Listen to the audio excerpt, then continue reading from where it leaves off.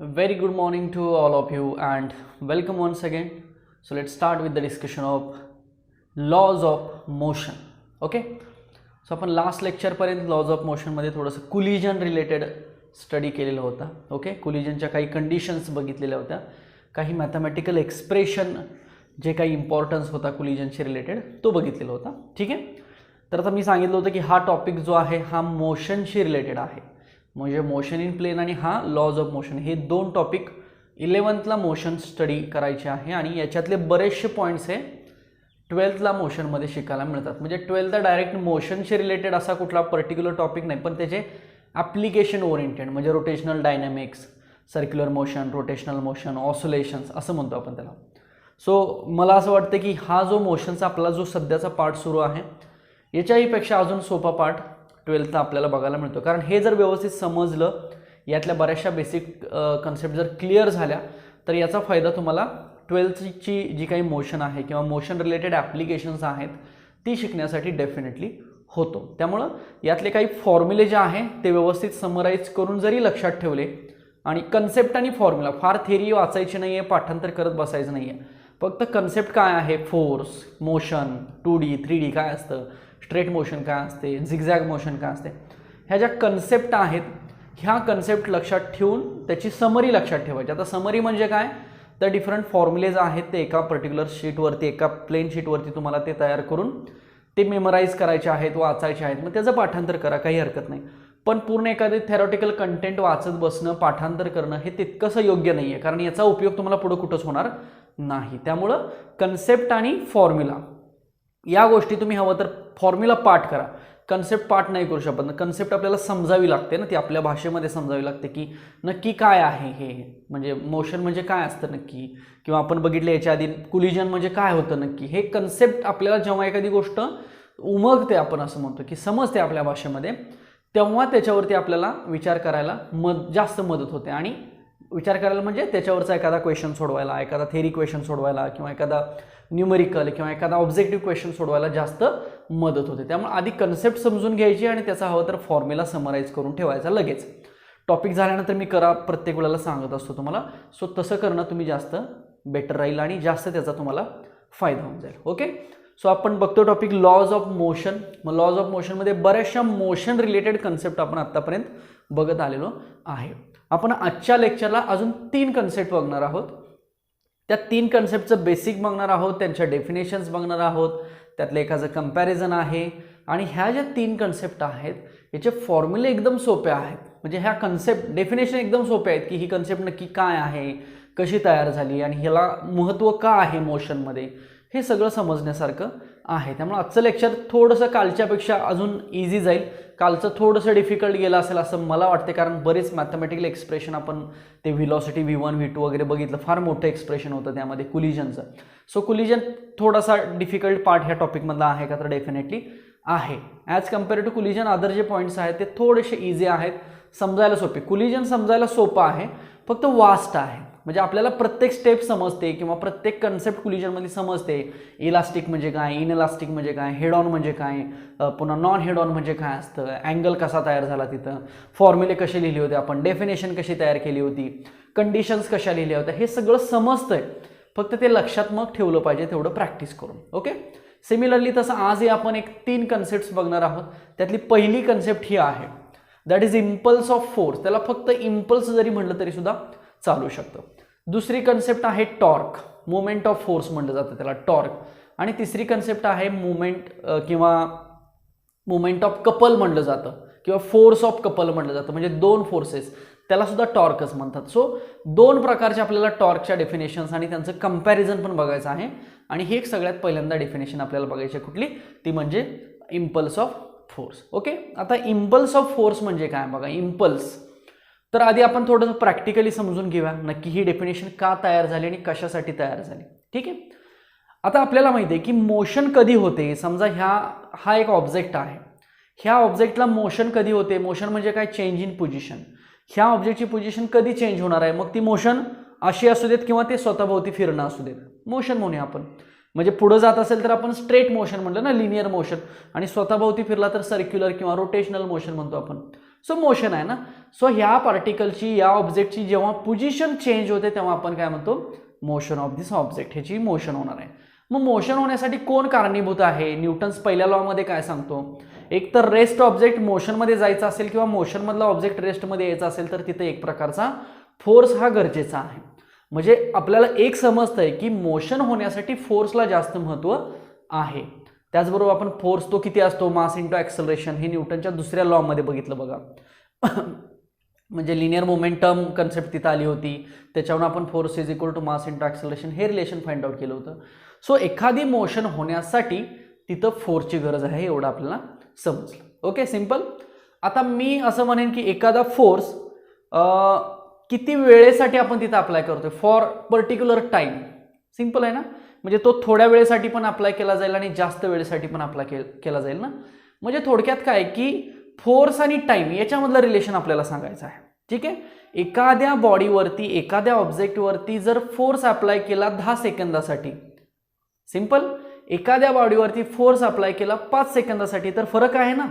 आपण जेव्हा ॲक्सेलरेटर, आपण गाडीची रेस करतो असं म्हणतो किंवा फोर व्हीलरचा ॲक्सेलरेटर दाबून धरतो, बरोबर ना, तिथं टाईमचं महत्त्व आहे ना. समजा आपण ॲक्सेलरेटर 10 सेकंद धरलेला आहे, बरोबर, 10 सेकंद आपण काय केला, फोर्स अप्लाय केला, तर मोशन साहजिकच एक वेगळी असणार आहे.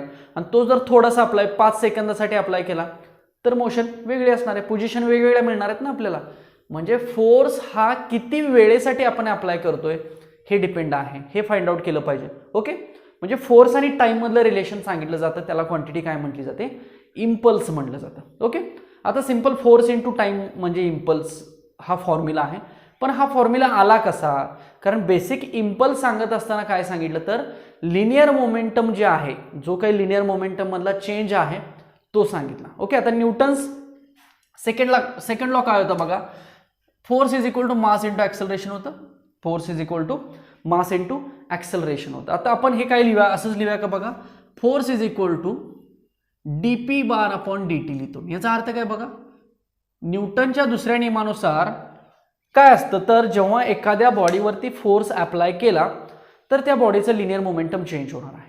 Okay, with respect to time. Okay, so change in linear momentum with respect to time म्हणजे काय म्हणतो आपण, फोर्स म्हणतो. कुणाच्या नियमानुसार तर न्यूटन सेकंड लॉच्या नियमानुसार. ओके, सो यातला मी dp बार इकडे घेतो. सो dp बार मला काय मिळेल, f बार इंटू dt बार मिळेल ना.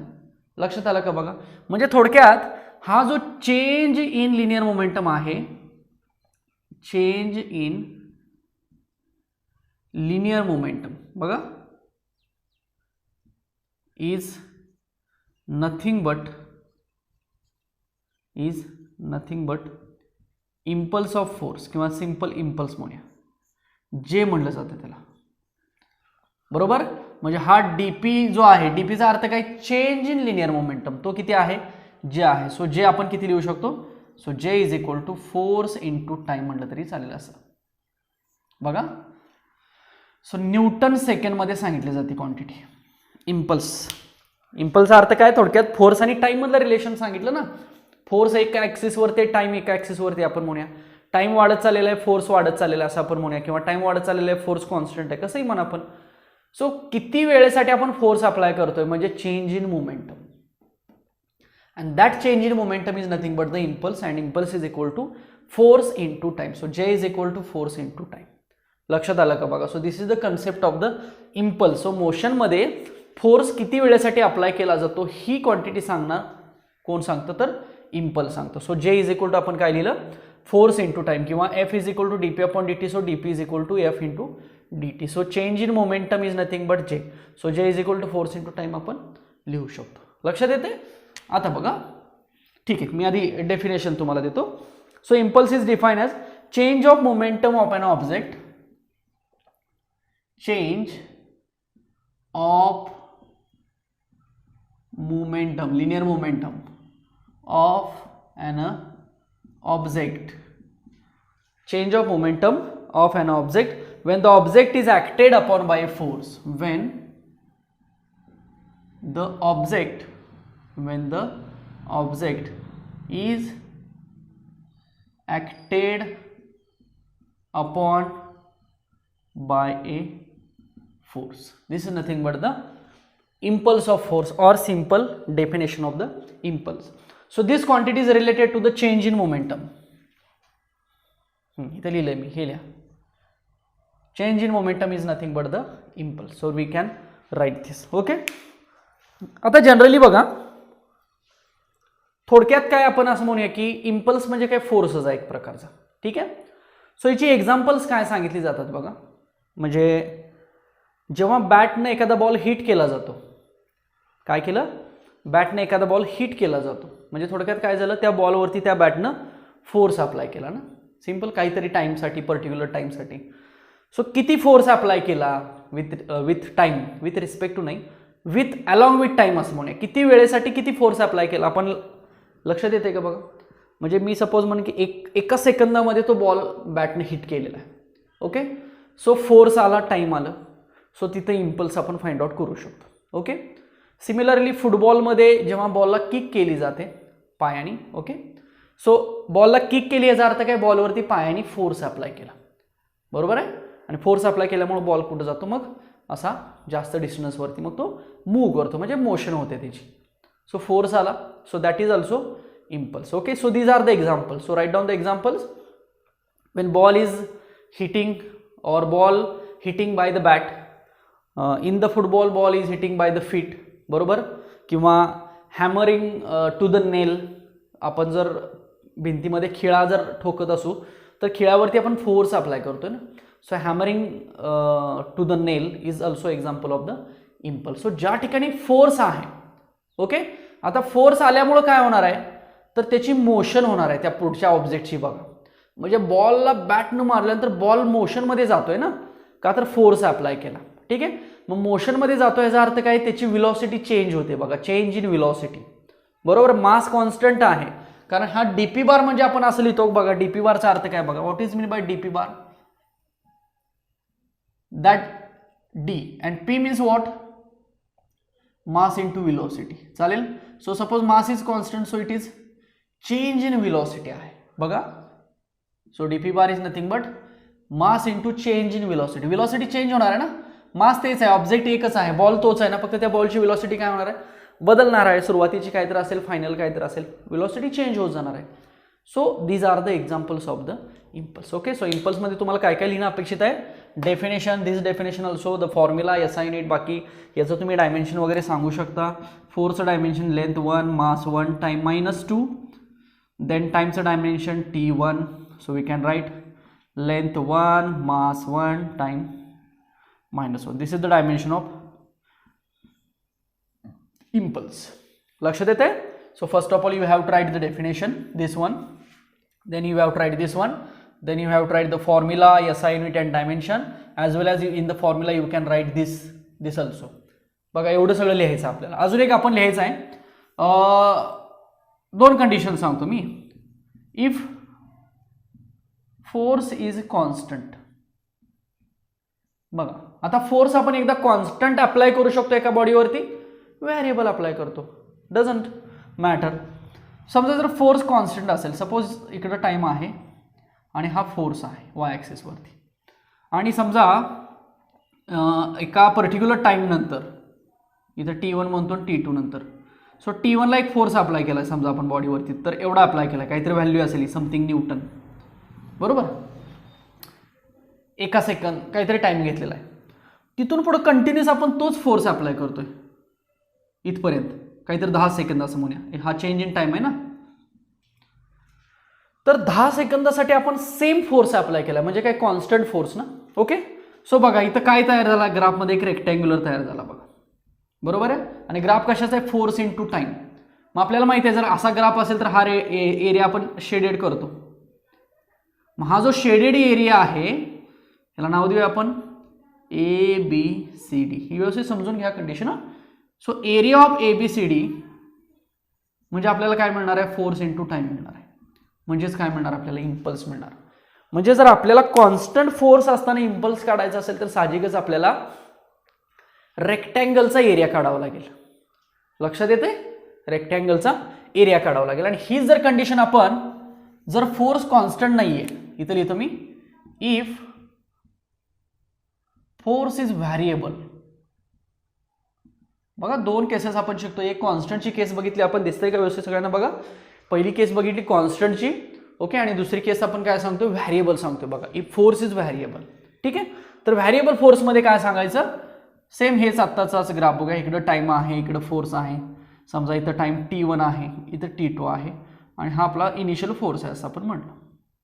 आता फोर्स इथं व्हॅरी होतं. व्हॅरी म्हणजे आपण फोर्स वाढवला suppose with respect to time, पुन्हा फोर्स कमी केला लाईक दिस. आता आपल्याला काय मिळालं बघा? तर आपल्याला हा असा एरिया मिळाला. याला नाव देऊ आपण A B, इथं C म्हणू, इथं D म्हणू, आणि इथं A म्हणू. सो आता हा जो रिजन मिळेल म्हणजे नियर अबाउट वरचा एक ट्रायंगल मिळाला बघा. ओके, आता हा फक्त राईट अँगल ट्रायंगल नाही, यात दोन राईट अँगल ट्रायंगल असे म्हणूया आपण, आणि हा रेक्टँगल मिळाला. तर इथं काय केलं जातं? एरिया ऑफ ABCDE म्हणजेच काय म्हणूया आपण? इम्पल्स म्हणूया. दोन केसेस लक्षात येतात का बघा. एक केस आहे if the force is constant. जर फोर्स कॉन्स्टंट असेल तर फोर्स आणि टाइम मधला ग्राफ काढला आणि त्या ग्राफ मधला शेडेड रिजन आहे त्याचा एरिया काढला, आणि that area is nothing but the impulse. म्हणजे आपल्याला इम्पल्स काढायचा आहे म्हणून आपण ग्राफ ड्रॉ केला. आणि ग्राफ कसा ड्रॉ करणार आपल्याला? कारण आपण काय म्हटलं की इम्पल्स म्हणजे फोर्स आणि टाइम मधलं रिलेशन आहे, बरोबर. मग आपल्याला फोर्स माहित आहे, टाइम माहित आहे, मग चला त्या दोन व्हॅल्यूज घेतल्या, त्याच्यावरून ग्राफ ड्रॉ केला, दोघांचं मल्टिप्लिकेशन केलं. लक्षात येतंय? सेम आपल्याला इम्पल्स मिळाला. आणि तसंच आपण जर व्हॅरिएबल जरी फोर्स असला, रिडिंग्स माहित आहेत आपल्याला, आपण काय काढू शकतो? ग्राफ काढू शकतो. आणि ग्राफ काढल्यानंतर त्यांच्यामधला जो काही शेडेड रिजन आहे त्याचा एरिया फाइंड आउट करायचा. हे आपण बऱ्याच वेळेला बघितलं आता एरिया वगैरे कसा फाइंड आउट केला जातो. सो एरिया फाइंड आउट केला. So that area is nothing but the J. जे is nothing but the impulse of force, किंवा सिंपल इम्पल्स म्हणलं जातं. आता फार कमी केसमध्ये 12thला ही कन्सेप्ट आहे ती रिपीट होते, पण फॉर्म्युला लक्षात ठेवा की जे म्हणजे FT. हे मला वाटतं डायमेन्शनसाठी सुद्धा तुम्हाला कदाचित क्वेश्चन हा येऊ शकतो. J is equal to FT, force into time. So force into टाइमचं डायमेन्शन लिहा simple, that is the dimension of the J. J means impulse of force और सिंपल इम्पल्स कन्सेप्ट. लक्षात आलं का बघा? समजलं? So this is the concept of the force. आता याच्यानंतर आपण पुढची दुसरी कन्सेप्ट बघूया. दुसऱ्या कन्सेप्टमध्ये दोन कन्सेप्ट आहेत, एक टॉर्क आहे आणि एक कपल, फोर्स ऑफ कपल आहे. दोन्ही सेमच आहे, टॉर्कच आहेत, फक्त थोडासा फरक आहे. तो फरक आणि डिफरन्शिएशन एक आहे, ते डिफरन्शिएशन पण आपण बघू. आणि त्याच्यानंतर याच्याशी रिलेटेड एक एक्झाम्पल आणि त्या टॉर्क कन्सेप्टची एक रिलेटेड एक्झाम्पल आपण बघूया. चला इथपर्यंत लिहून घ्या. आय होप की हे तुम्हाला समजलं असेल. Okay, so look at the heading. Heading is what? Rotational analog of a force, म्हणजेच मोमेंट ऑफ फोर्स, त्यालाच आपण टॉर्क असं म्हणतो. हेडिंग समजून घ्या व्यवस्थित. हेडिंगमध्ये याची डेफिनेशन दडलेली आहे. कशी दडलेली आहे मी सांगतो बघा. याचा अर्थ बघून घ्या. Rotational analog of a force. फोर्सचा रोटेशनल ॲनालॉजी, फोर्सची रोटेशनल ॲनालॉजी म्हणजे कोण? मोमेंट ऑफ फोर्स किंवा टॉर्क. सो हिथंच डेफिनेशन तयार झाली बघा. What is the definition of torque और what is the definition of moment of force? It is the rotational analog of a force, simple. और rotational analog a force is called as moment of force और torque, simple. बघा torque म्हणजे काय? तर rotational analog of a force म्हणजे torque. आता rotational analog म्हणजे काय? ॲक्च्युली ॲनालॉजी म्हणतो ना आपण. ॲनालॉजीचा अर्थ बघा, आधी समजून घेऊया ॲनालॉजी म्हणजे काय. म्हणजे मला वाटतं तुम्हाला बेसिकमध्ये पण सांगितलं असेल की समजा आपल्याकडे दोन फील्ड्स आहेत. आता एक जनरल एक्झाम्पल घेऊया. दोन फील्ड्स आहेत असं मी म्हटलं. म्हणजे एक फील्ड आहे ते स्पोर्ट फील्ड आहे, आणि एक आहे बॉलिवूड फील्ड आहे असं आपण म्हणूया. ठीक आहे ना. स्पोर्ट फील्डमध्ये काम करणारी माणसं वेगळे आहेत, बॉलिवूडमध्ये काम करणारी माणसं वेगळे आहेत. तिसरं समजा पॉलिटिक फील्ड आहे, त्याच्यात काम करणारी वेगळी माणसं आहेत. एज्युकेशनल फील्ड आहे, आमच्यासारखी माणसं, तुम्ही आम्ही आहात. सो डिफरंट फील्ड्स आहेत, आणि प्रत्येक फील्डमध्ये प्रत्येकजण आपलं आपलं करिअर करत असतो, बरोबर ना. सो समजा दोन फील्ड्स आपण घेतली, एक स्पोर्ट्सचं फील्ड घेतलं आणि एक बॉलिवूड घेतलं. तर आपल्याला माहिती आहे की स्पोर्ट फील्डमध्ये Sachin Tendulkar is the master, and in Bollywood field Amitabh Bachchan is the master. Okay, हे दोघं आपण कम्पेअर नाही करू शकत, कारण यांचं काम वेगळं आहे, यांचं काम वेगळं आहे. बट या क्षेत्रात हे अव्वल आहेत, या क्षेत्रात हे अव्वल आहेत. इट मीन्स स्पोर्टमध्ये he is ideal, Sachin is ideal, and in the Bollywood Amitabh is ideal. Okay, दोघं जण त्यांच्या पोझिशनला ग्रेट आहेत असं आपण म्हणतो. सो ही दोघांची ॲनॉलॉजी झाली. फील्ड वेगळे आहेत पण ॲनॉलॉजी दोघांची झाली, कारण ह्या फील्डमधला हा स्टार, ह्या फील्डमधला हा स्टार आहे. So there is a analogy between Sachin Tendulkar and Amitabh Bachchan. So likewise we can consider in the motion also. आता मोशनमध्ये काय, लिनियर मोशन, रोटेशनल और circular motion, simple. So linear आणि सर्क्युलर किंवा लिनियर आणि अँग्युलर, सर्क्युलरलाच अँग्युलर रोटेशनल काही म्हणा, काही हरकत नाही. सो लिनियर अँग्युलर अशा दोन मोशन्स आहेत आपल्याकडे असं म्हणूया. बघा, हा पेन आहे असा निघून गेला, लिनियर मोशन. हा पेन आहे स्वतःभोवती फिरत असेल, अँग्युलर मोशन. शेवटी मोशनच आहे ना, दोघंही स्टारच आहेत ना, फक्त एक आहे तो स्पोर्टमधला आणि एक आहे तो बॉलिवूडमधला. तसं एक आहे लिनियरमधलीच मोशन आणि एक आहे अँग्युलरमधली मोशन. सो ही ॲनॉलॉजी आपण कन्सिडर केली जाते. मग एक सिंपल एक्झाम्पल, लिनियर मोशनमध्ये व्हिलॉसिटीला व्ही म्हटलं जातं, लिनियर व्हिलॉसिटी. तेच अँग्युलर मोशनमध्ये बघा काय म्हणतात, ही कळते का बघा. सो इथं मी लिनियर लिहितो, ही 12th फार इम्पॉर्टंट आहे बघा. ही ॲनॉलॉजी तुम्हाला आत्ताच समजणं गरजेचं आहे. बघा इथं मी लिनियर म्हटलं, लिनियरमध्ये व्ही म्हणतात, अँग्युलरमध्ये ओमेगा म्हणतात. कळते का बघा, कन्सेप्ट लक्षात येते का बघा. हा पेन असा निघून गेला तर आपण काय म्हणूया, लिनियर व्हिलॉसिटी. किती व्हिलॉसिटीने गेला, व्हीनं गेला. आणि हा जर पेन स्वतःभोवती फिरत असेल तर आता व्ही म्हणूया का, नाही. हा व्ही असेल तिथं, पण आपल्याला व्हिलॉसिटी डिफाईन करायची त्या मोशनची. व्ही पण आहे बट आपण काय डिफाईन करायचं, ओमेगा. सो ओमेगाने फिरतोय तो, एवढ्या आरपीएमनं तेवढ्या आरपीएमनं फ्रिक्वेन्सीने फिरतोय ना. ओमेगा म्हणजे एक प्रकारची फ्रिक्वेन्सी, अँग्युलर फ्रिक्वेन्सी म्हणतो, अँग्युलर व्हिलॉसिटी म्हणतो त्याला आपण. Omega is equal to 2πn असतं. शेवटी डायरेक्टली प्रोपोर्शनल नाही ओमेगा आणि एन मध्ये. सो व्ही इकडं लिनियरमध्ये असतं आणि अँग्युलरमध्ये ओमेगा असतं. लिनियरमध्ये डिस्प्लेसमेंट आपण यस म्हणतो, अँग्युलरमध्ये डिस्प्लेसमेंट थिटा म्हणतो का, बरोबर का. एक राऊंड मारला म्हणजे 360 डिग्री कंप्लीट केलं, 2π रेडियन कंप्लीट केलं. तसं मी जर इथून तिथं गेलो तर 1 मीटर कंप्लीट केलं असं म्हणेन. सो लिनियरमधलं मी मीटरमध्ये मोजलं आणि अँग्युलरमधलं मी रेडियनमध्ये मोजलं. तसंच ॲक्सेलरेशन इकडं ए असतं, इकडं अल्फा असतं. तसंच इकडं फोर्स असतो आणि इकडं कोण असतो, टॉर्क असतो. ही फोर्स आणि टॉर्कची ॲनॉलॉजी झाली बघा. सेम अजून सांगेन मी, इकडं मास असतं, इकडं मुवमेंट ऑफ एनर्शिया असतो. ॲनॉलॉजी लक्षात येते. सो आपल्याला बघायचं, आता इथं आलो बघा आपण. सो लिनियरमध्ये कोण असतो, फोर्स असतो. अँग्युलरमध्ये कोण असतो, फोर्सला टॉर्क म्हटलं जातं. चला एक्झाम्पल बघूया. ही बॉडी आहे, तुम्ही मला सांगायचं की विच मोशन आणि फोर्स ऑर टॉर्क. ओके, मला तुम्ही दोन आन्सर सांगायचे, which motion and force on torque. ह्या दोघांपैकी एक ऑप्शन सांगायचं आणि ह्या दोघांपैकी एक ऑप्शन सांगायचं. मी फक्त ॲक्शन करून दाखवणार. बघा लक्ष आहे का सगळ्यांचं. दिस इज द ऑब्जेक्ट.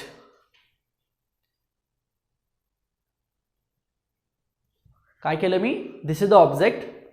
इकडून कोणतरी आलं ह्या ऑब्जेक्टवरती आणि हा ऑब्जेक्ट असा पुढे निघून गेला. कुठली मोशन झाली, लिनियर मोशन. ह्या दोघांपैकी कोण अप्लाय झालं, फोर्स अप्लाय झाला. टॉर्क अप्लाय झाला का, नाही. जर फोर्स अप्लाय झाला तर ती मोशन कुठली होते, लिनियर होते. फोर्स असतो, अँग्युलरमध्ये पण फोर्स असतो, पण आपण आधी समजून घेऊया analogy. Force, linear motion, simple.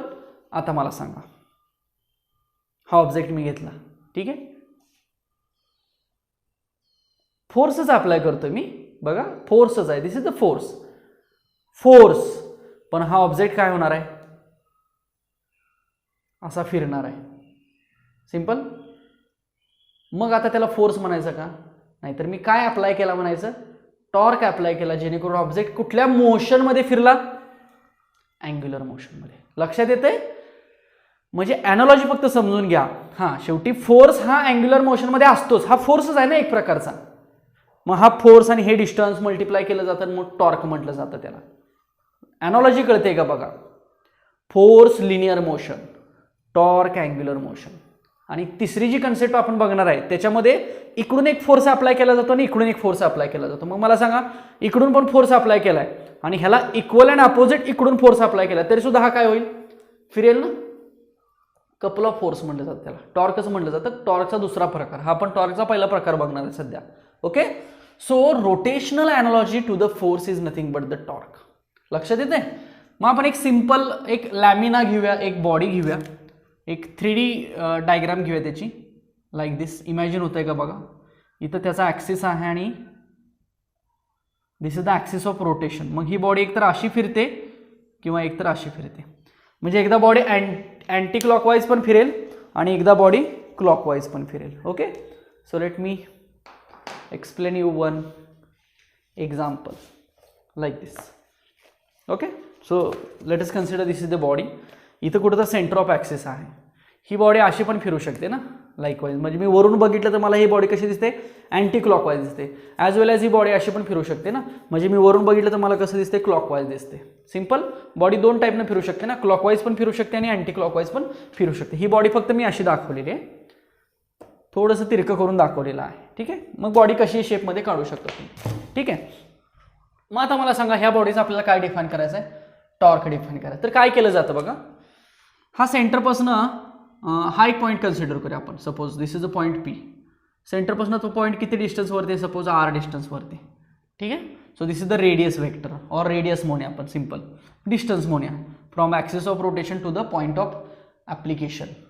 हा पॉईंट ऑफ ॲप्लिकेशन आहे म्हणजे काय, या ठिकाणी आपल्याला काय अप्लाय करायचं आहे, आता फोर्स अप्लाय करायचा आहे. बरोबर का, बघा लक्षात येते, इमॅजिन होत आहे. So let us consider this is the body and let us consider the point here. So सेंटरपासून त्या पॉईंटचं डिस्टन्स किती आहे, आर आहे. मी त्या पॉईंटवरती फोर्स अप्लाय करेन, बॉडी काय होईल, रोटेट होईल. म्हणजेच त्याला काय म्हटलं जातं, टॉर्क म्हटलं जातं. म्हणून टॉर्कची डेफिनेशन अशी लिहिली जाते, torque it is vector quantity. So R bar cross F bar लिहिलं जातं. बघा समजून घ्या अर्थ. As well as torque is equal to F R sine theta. This is the basic definition. असंच का आलं बघा, ह्याला पण रिझन आहे. पॉईंट ऑफ ॲप्लिकेशन बघा इथं आहे. ह्या बॉडीचं मास पण महत्त्वाचं आहे. हे मास पण डिपेंड करतं. साहजिकच बॉडी जर हलकी असेल तर आपल्याला फिरवायला लगेच मजा येते ना. जास्त जड बॉडी असेल तर जास्त फोर्स अप्लाय करायला लागेल ना, साहजिकच आहे. सो मासवरती पण डिपेंड आहे. This is point of application, this is distance and this is the applied force. हा अप्लाइड फोर्स आहे, लक्षात येते का बघा, दिस इज अप्लाइड फोर्स. मला सांगा मी जर बरोबर परपेंडिक्युलर फोर्स अप्लाय केला तर काय होईल, ती बॉडी जास्त व्हिलॉसिटीने फिरेल. जास्त व्हिलॉसिटी इन द सेन्स जास्त रोटेशन्सनं फिरेल असं म्हणूया आपण. का तर बरोबर परपेंडिक्युलर हे डिस्टन्स आहे आणि इकडून असा फोर्स अप्लाय केला, बरोबर बॉडी फिरेल. म्हणजे 90 डिग्री जर अँगल झाला, this theta is nothing but what, theta is angle between R bar and F bar. म्हणजे थोडक्यात डिस्टन्स आणि फोर्स मधला अँगल आहे. मग समजा बरोबर मी राईट अँगल अप्लाय केला तर टॉर्क मॅक्सिमम मिळतो. सो टॉर्क टो म्हणतात त्याला, tau maximum is equal to F R. समजतंय का बघा. मी 3 केसेस तुम्हाला पहिल्यांदाच लागलीच ते एक्सप्लेन करतो. पहिली केस काय, if theta is equal to 90 degree. आधी समजून घ्या, नंतर मी लिहायचं काय काय हे सांगेन. ओके, पहिली केस सांगितलं जर समजा अँगल थिटा आहे. दुसरी केस सांगूया, इफ थिटा 0 आहे किंवा 180 आहे. याचा अर्थ काय, एक तर 0 म्हणजे काय, आता बघा हे आर आहे तर असा फोर्स अप्लाय करा 180, किंवा इकडून फोर्स अप्लाय करा इथं 0 डिग्री. जर हा फोर्स आणि हे डिस्प्लेसमेंट असेल तर बॉडी रोटेट होईल का, ऑब्विसली रोटेट होणार नाही. मग बॉडी जर रोटेट होणार नसेल तर टॉर्क किती, 0. एकदा पॅरलल आणि एकदा अँटी पॅरलल केस घेतली बघा. 2 केसेस मी टॉर्क मधल्या सांगतोय, लक्षात आलं. सो पहिल्यांदा डेफिनेशन लिहा. The rotational analogy of a force is called as moment of force और torque. Rotational analogy of a force is defined as moment of force और ए टॉर्क. आणि मग ही डेफिनेशन लिहा, दॅट इज हे लिहा, हे लिहा. एस आय युनिट काय लिहाल, S I unit newton metre. Dimension कसे डिफाईन कराल टॉर्कचे, फोर्सचं डायमेन्शन आणि लेंथचं डायमेन्शन. सो फोर्स किती, लेंथ 1, मास 1, टाइम -2 आणि पुढचं लेंथचं dimension 1. So it becomes length 2, mass 1 and time -2. So this is the dimension of torque. लक्षात आलं का बघा. पुन्हा ही एक डायग्राम ड्रॉ करा आणि ह्या डायग्रामच्या खाली ह्या 2 केसेस लिहा. समजतंय काय काय लिहायचं. So this point is nothing but the moment of force, किंवा ह्यालाच काय म्हटलं जाते, टॉर्क असं म्हटलं जातं बघा. लक्षात येते का बघा. अजून एक 2 डायग्राम्स मी तुम्हाला याच्यामधल्या सांगणार आहे. चला ही बॉडी समजली सगळ्यांना. मी 2 डायग्राम्स इथं ड्रॉ करतो, ठीक आहे. आता बघा ही बॉडी आपण आता 2 केसमध्ये कन्सिडर करूया, ठीक आहे. सिंपल आहे हे सुद्धा. राईट हँड रूल आठवूया थोडासा. लाईकवाईज दिस इज असा एक right hand rule. Okay. Thumb rule, right hand thumb rule म्हणतो मी, असं कन्सिडर करूया. सो जेव्हा मी असं कन्सिडर करतोय तेव्हा माझी कर्ल्ड फिंगर्स काय रिप्रेझेंट करतायत, मोशन. आता ही बॉडी समजा अशी रोटेट होते असं म्हणूया, आपण वरून बघतोय तर बॉडी अँटी क्लॉकवाईज रोटेशनमध्ये आहे. सो इथं मी anti clockwise rotation diagram draw करतो. अँटी क्लॉकवाईज रोटेशन म्हणजे टॉर्क अप्लाय केला आणि बॉडी फिरते आता, आणि इथं मी म्हणतो की क्लॉकवाईज रोटेशन. बरोबर का बघा. सो अँटी क्लॉकवाईज रोटेशन होताना ती बॉडी जर मी वरून बघितली तर मला अशी दिसेल ना, वरून बघतोय. फक्त हा जो ॲक्सिस ऑफ पॉईंट आहे ना तो काढताना असा काढायचा. सिंपल आहे बघा. ह्याचा अर्थ काय, ही बॉडी अशी रोटेट होते, वरून बघतोय मी अशी बॉडी रोटेट होते, अँटी क्लॉकवाईज दिसते ना, लाईक दिस. वरून बघायचं फक्त. मग हा वरून आपण बघतोय ना, लक्षात येते. सो हा आउटवर्ड आहे, outward. So this is R bar cross F bar torque जो आहे तो, and this condition is outward. Okay, लक्षात येते. Then this is the point of application. We can say that this is the direction of force. हा असेल तो force असेल, हा असेल तो आर बार असेल. आणि सेम जर याच्या रिव्हर्स काढायचं झालं तर आता काय करायचं, बॉडी समजा क्लॉकवाईज फिरते असं म्हणायचं. मग हा असा होतो तो असा घ्यायचा, क्लॉकवाईज. वरून बघतो ना आपण, येस क्लॉकवाईज. ओके, मग तो खाली असेल, मग खाली असेल तर क्रॉस करायचा, याला म्हणायचं inward. This is R bar, this is applied force. Okay, फक्त आता हा अप्लाइड फोर्स कसा असेल, डायरेक्शन इकडून असेल ना, आणि बॉडी कशी फिरेल आता, क्लॉकवाईज फिरेल वरून बघितलं तर. बघा समजतात का डायग्राम, सिंपल आहेत. ह्या 3 डायग्राम्स ह्या पॉईंटसाठी आपल्याला लक्षात ठेवावे लागतील. So this is about the movement of force. समजलं का बघा सगळ्यांना. याच्या पुढचे आपण couple and it's torque concept बघायचे आहे. आता हा एकच फोर्स अप्लाय केला ना, एकच फोर्स आहे. असे 2 फोर्सेस असू शकतात ना. म्हणजे मी मागाशी एक्झाम्पल म्हणलं, समजा ही बॉडी आहे, इथं सेंटर ऑफ ॲक्सिस आहे. समजा इथं मी इकडून एक फोर्स अप्लाय केला आणि सेम असा फोर्स इकडून अप्लाय केला तर अजून बॉडी जास्त फिरेल ना.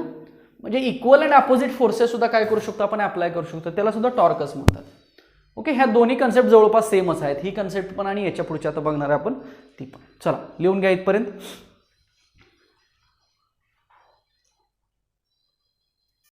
Okay, so next concept is movement of couple. Me diagram draw करून ठेवलेले आहे बोर्डवरती. सो मुवमेंट ऑफ कपल म्हणजे मी मागाशी सांगितलं की एक आपण बॉडी घेऊया, ठीक आहे, like this. Again consider this body and let us consider the centre of axis. So या बॉडीवरती मी इकडून एक फोर्स अप्लाय करतो आणि सेम फोर्स इकडून एक अप्लाय करतो, तर काय झालं, ही बॉडी अजून रोटेट होणार आहे मागासारखीच, फक्त मागासपेक्षा जास्त क्लिअरली ती रोटेट होणार आहे असं आपण म्हणूया. Okay, so couple of force आहे बघा. मुवमेंट ऑफ कपलचा अर्थ काय, कपल ऑफ फोर्स, 2 फोर्सेस. कपलचा अर्थ 2 ना, म्हणजे 2 फोर्सेस आपल्याला एखाद्या बॉडीवरती likewise. This is the body आहे, लाईक रोटेशन असे करायचे असतील तर आपल्याला इथे एक फोर्स अप्लाय करायला लागेल, F1 बार, आणि इथे एक फोर्स अप्लाय करायला लागेल आपल्याला, F2 bar. Let us consider this is R1, this is R2. In this case R1 R2 both are same. This is the axis of rotation. So ही body काय होणार आहे, फोर्स होणार आहे. लक्षात येत आहे, रोटेट होणार आहे. So couple of forces and these forces are equal and opposite. This is nothing but the movement of force. So first we will write the definition. A pair of forces consisting of a pair of forces consisting of pair of forces. Pair it means what? 2 forces consisting of 2 forces of equal magnitude. 2 forces of equal magnitude म्हणजे त्यांची value same आहे, equal magnitude, and of and opposite direction and having direction कसे बघा, एक force असा आणि एक force असा, याचा अर्थ and having opposite and having opposite directions along different line, along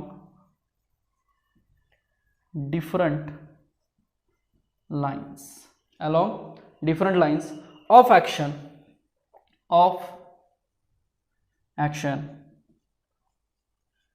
is called as moment of couple, म्हणजे हा फोर्स टॉर्कच आहे एक प्रकारचा, फक्त दोन फोर्सेस आले. आता एक डायग्राम बघूया आपण. डायग्राम मध्ये काय केलेलं आहे बघा, दोन फोर्सेस घेतलेला आहेत. Late us consider F1 and this is the axis center or the distance between center and axis of rotation, point of action and center of axis of rotation. Which one? This one.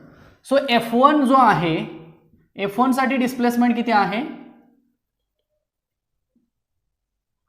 R21 for F1 force apply केलाय कुठल्या displacement वरती apply केलेला आहे?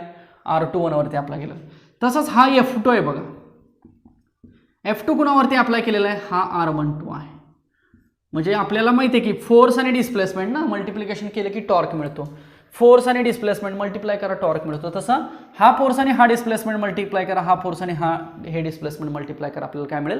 Torque मिळेल. So या केसमध्ये torque काय मिळेल सांगा? सो टॉर्क बार लिहितो मी, R21 बार क्रॉस F1 बार. चालेल का बघा? और R12 बार क्रॉस F2 बार असं आपण लिहू शकतो. So this is the definition of the torque. लक्षात येते? But magnitude of F1 is similar with the magnitude of F2. It means what? The two forces are equal and opposite. Okay? So what is the value of R? R means what? जे काही आपले दोन line of forces आहेत तर त्यांच्यामध्ये असलेलं distance त्याला line of action म्हणलेलं आहे. सो ह्या दोन लाईन्स घेतल्या ना, दोन फोर्सेस. सो बघा हे दोन फोर्सेस आहेत ना, एक फोर्स असा आहे एक फोर्स असा आहे. सो याच्यामध्ये जे काही डिस्टन्स असेल त्याला आपण लाईन ऑफ ॲक्शन असं म्हणलेलं, इथं आर म्हटलेलं आहे. ठीक आहे. आता हे दोन्ही फोर्सेस परपेंडिक्युलर आहेत का? फोर्सेस आणि डिस्टन्सेस परपेंडिक्युलर आहेत का? तर नाहीत. समथिंग अँगल तिथं काय झालेला आहे? इंट्रोड्यूस झालेला आहे. सो ते अँगल आपण डिफाईन केले, एक अल्फा आणि एक बीटा डिफाईन केला. सो आर मिळणार आहे आपल्याला R12 साइन अल्फा आणि ॲज वेल ॲज आर मिळणार आहे आपल्याला R21 साइन बीटा. सेम मिळणार आहेत ना, साइनचे दोन्ही फॉर्म्युले इथं पुट करा. Okay. So we can define torque. आता टॉर्क इज इक्वल टू काय असतं? FR साइन थिटा असतं ना. मग एकदा आपल्याला मिळणार आहे F1 R21 साइन अल्फा आणि एकदा मिळणार आहे आपल्याला F2 R12 sine of beta. So will get this torque. एकदा मिळेल आपल्याला F1 R21 साइन अल्फा आणि F2 सॉरी F1 साठी कुठला फोर्स आहे बघा? R12 आहे F1 साठी आणि F2 साठी R21 डिस्टन्स आहे ना, इथं बघा. F1 साठी just minute. For F1 we have R12, sorry, F1 and F1, sorry, this is R12 and this is R21. So F1 साठी आहे R12 आणि F2 साठी आहे R21. सो इथं पण असंच करूया, F1 साठी R12, F2 साठी R21. Yes. Okay. So we have these values. Okay. So finally आपल्याला टॉर्क किती मिळेल? एकतर एवढा मिळेल किंवा एवढा मिळेल. Okay. So we have this equation. आणि हे जर समजा 90 डिग्री अँगल्स असतील तर आपल्याला फक्त काय मिळेल? फोर्स आणि डिस्प्लेसमेंट मिळेल. म्हणजे आपलं जे इक्वेशन आहे torque is equal to FR कधी? फॉर 90 डिग्री, म्हणजे for maximum condition of the torque आपल्याला simple torque is equal to FR मिळेल. लक्षात येते? So this is about the movement of couple. Okay. मगाची डेफिनेशन आणि ही डेफिनेशन ऑलमोस्ट सेम आहे, फक्त मगाशी एक फोर्स होता, इथं मात्र दोन फोर्सेस आहेत. Two forces must be equal and opposite, then it is called as a torque किंवा त्यालाच मुवमेंट ऑफ कपल असं म्हणतेलं आहे. बघा व्यवस्थित समजला का पॉईंट? आता थोडंसं या दोन्ही पॉईंटचं एक कंपॅरिझन इम्पॉर्टंट आहे, ते कंपॅरिझन आपण बघूया. चला इथपर्यंत सगळ्यांनी व्यवस्थित लिहून घ्या. आधी सिक्वेन्शियली लिहा, डायग्राम्स काढलेल्या सगळ्या कन्सिडरेशन्स, डेफिनेशन्स आणि फॉर्म्युले. बाकी याचं SI युनिट डायमेन्शन जे मगाशी बघितलेलं आहे तेच असणार आहे. Okay. Okay. Look at this comparison.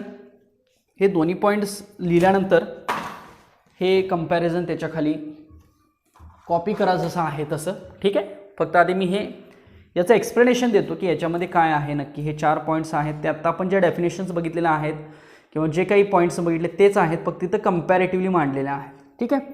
So तुम्ही हे कंपॅरिझन जस्ट आत्ताचे जे काही 2 पॉईंट्स झालेले आहेत त्याच्या खाली लिहा. बघा, this is the comparison between movement of force and movement of couple. Okay, so look at the first point is about definition.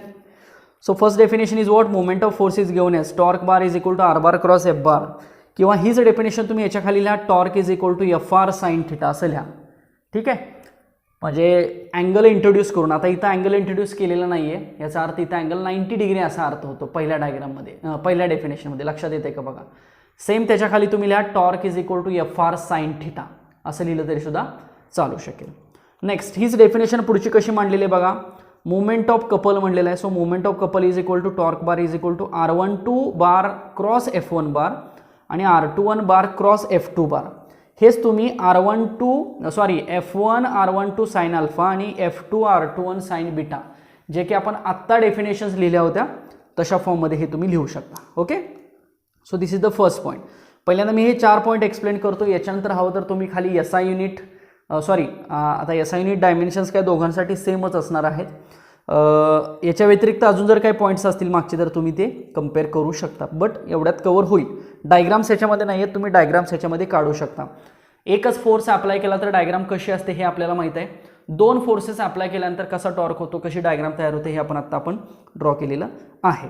चला दुसरा पॉईंट बघूया. मोमेंट ऑफ फोर्स म्हटला it depends upon the axis of rotation and the point of application of the force. आणि तोच point इकडे काय म्हणलेला, it depends only upon the 2 forces that is it is independent of the axis of rotation or the point of application of the forces.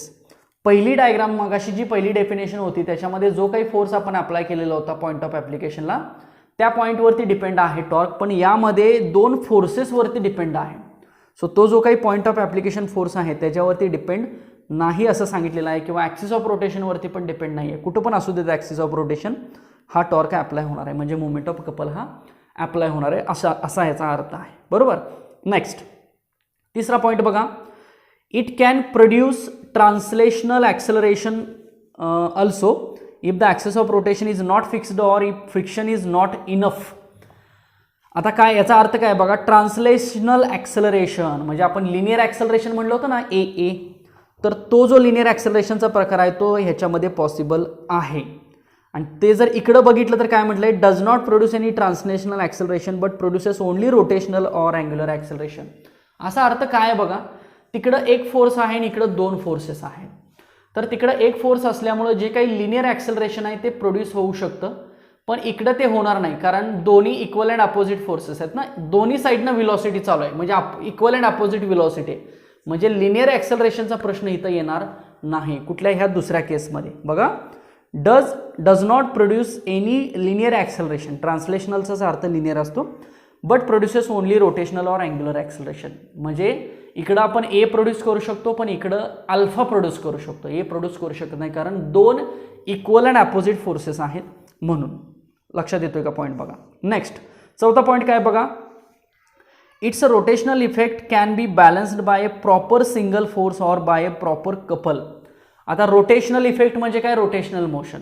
तर या पॉईंटमधली जी काही rotational motion आहे ती सिंगल फोर्सनं बॅलन्स केली जाईल. आणि इकडं काय म्हटलंय बघा, it's a rotational effects can be balanced only by another couple of equal and opposite torque, म्हणजे इक्वल अँड अपोजिट फोर्सेस. म्हणजे इकडची जी काही इकडचा जो काही रोटेशनल इफेक्ट आहे तो कुणी बॅलन्स केला जाईल, तर सिंपल एका सिंगल फोर्सनी बॅलन्स केला जाईल. आणि या केसमधला जो काही रोटेशनल इफेक्ट आहे तो कुणी बॅलन्स केला जाईल, तर इक्वल अँड अपोजिट फोर्सेस जे आहेत, म्हणजे 2 जण आहेत त्या दोघांनी तो बॅलन्स केला जाईल असा याचा अर्थ आहे. लक्षात येते. So it is just the theoretical relation. त्याच्यानंतर तुम्ही मग डायग्राम्स ड्रॉ करू शकता. 2 डायग्रामसुद्धा ॲज अ कम्पॅरिझन तुम्ही याच्यामध्ये लिहू शकता. सो हे एवढं एक कम्पॅरिझन, हे जे 2 पॉईंट झालेले आहेत आपले, एक आहे तो टॉर्कचा आणि एक आहे तो कपलचा, that is couple of forces किंवा मोमेंट ऑफ कपल म्हणलं किंवा मगाशी मोमेंट ऑफ फोर्स म्हणलं, हे कम्पॅरेटिव्हली पॉईंट्स आहेत. त्याचा अर्थ तुम्ही इथं लिहून घ्या. ओके, लक्षात आलं का बघा इथपर्यंत. ठीक आहे. सो तिन्ही पॉईंट समजले का बघा. सो एवढं इनफ आहे आजच्या लेक्चरसाठी.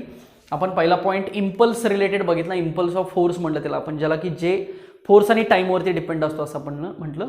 दुसरा आणि तिसरा पॉईंट हा आपण टॉर्कशी रिलेटेड बघितला. आता हे फॉर्म्युले जे आहेत, torque is equal to force into displacement, किंवा torque is equal to F R sine theta, किंवा torque bar is equal to R bar cross F bar, हे वेक्टर फॉर्ममधलं हे फॉर्म्युले समरीमध्ये जास्त इम्पॉर्टंट आहेत. समरीमध्ये तुम्ही लिहिले पाहिजेत. आणि हे 12च्या आपल्या कन्सेप्टसाठी बऱ्याच वेळेला हे रिपीट होतात. बऱ्याच ठिकाणी मोशनच्या बऱ्याच टॉपिकमध्ये हे टॉर्कचा फॉर्म्युला रिपीट होतो. इम्पल्सचा थोडा कमी प्रमाणात होतो, पण तरीसुद्धा इम्पल्स लक्षात ठेवा की J is equal to FT, JFT असं एक शॉर्ट फॉर्म तुम्ही लक्षात ठेवा. इन डिटेल थेअरी काय आता याची जास्त मी जेवढी सांगितली त्याच्याही व्यतिरिक्त अजून काही वाचत बसायची गरज सध्या तरी नाही आहे. जेवढं आत्ता मी सांगितलेलं आहे तेवढे फॉर्म्युले याच्यामध्ये समराईज करा आणि तेवढेच फॉर्म्युले लक्षात ठेवायचा प्रयत्न करा. ओके, सो मला वाटतं आजच्या लेक्चरसाठी एवढं इनफ आहे. याची जी एक्झाम्पल्स आहेत ती आपण मग पुढच्या लेक्चरला बघूया आणि त्याच्यानंतर मग पुढचा जो पॉईंट आहे तो आपण बघूया. अजून कदाचित 2 ते 3 लेक्चरमध्ये हा टॉपिक संपून जाईल. अजून याचे आपल्याला न्यूमेरिकल्स पण काही टेक्स्टबुकमधले राहिलेले आहेत ते डिस्कस करायचे आहेत आणि मग शेवटी आपण जे काही MST CET रिलेटेड क्वेश्चन्स आहेत, ऑब्जेक्टिव्ह क्वेश्चन्स आहेत, ह्या सगळ्या पॉईंट्सवरती याचं डिस्कशन करूया. थोडंसं फर्स्ट पार्टमधला हा डिफिकल्ट टॉपिक वाटतोय, बाकीचे टॉपिक सोपे आहेत. आता याच्यानंतर ग्रॅव्हिटेशन येईल, तो अगदी सोपा आहे. साऊंड आहे, सोपा आहे. वेव्ह ऑप्टिक्स आहे, पुढं इलेक्ट्रोस्टॅटिक आहे, सोपं आहे. त्यामुळे वेळेमध्ये सगळं संपेल. फक्त ही जी काही व्हिडिओ लेक्चर्स आहेत ती तुम्हाला वेळेत मिळत आहेत आणि तुम्ही ती कंपल्सरी बघणं गरजेचं आहे, कारण ही लेक्चर्स बघितल्यानंतरच तुम्हाला पुढच्या कन्सेप्ट ह्या क्लिअर होऊ शकतात. ओके, सो मला वाटतं आजच्या लेक्चरसाठी आपण थांबूया. जेवढं झालेलं आहे तेवढा नोट्स प्रिपेअर करा. यामध्ये काही शंका असेल तर डेफिनेटली विचारा, आपण त्याच्यावरती डिस्कशन करू. सो आपण थांबूया, भेटूया पुढच्या लेक्चरला. तोपर्यंत सगळ्यांनी अभ्यास करा आणि काही शंका असतील तर नक्की विचारा. Thank you so much.